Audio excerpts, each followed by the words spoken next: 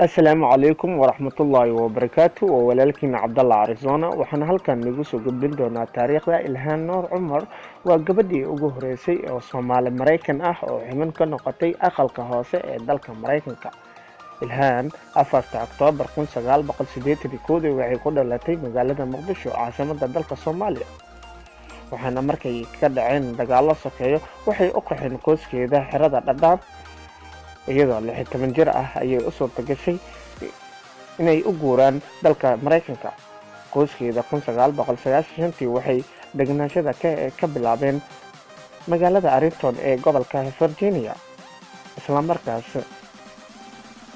1995 ayay u wareegeen magaalada Minnesota waxayna 3 bilood luqadda Ingiriiska ku baratay waxayna ku biirtay iskuulka Hardison High School waxayna halkaas ka bilowday taariikh nololeedkeeda waxayna madax ka noqotay deegaanka Minnesota.